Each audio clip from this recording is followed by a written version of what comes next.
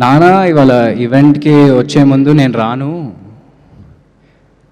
రాను నువ్వే వెళ్ళు, ఎందుకంటే నీకు ఒక ఇండివిజువల్ ఐడెంటిటీ ఉండాలిరా, నువ్వు నేను వస్తే డైవర్ట్ అయిపోద్ది, మొత్తం హడావిడైపోద్ది, ఎందుకు అంటే నానా నీ ఐడెంటిటీనే నా identity and I'm so proud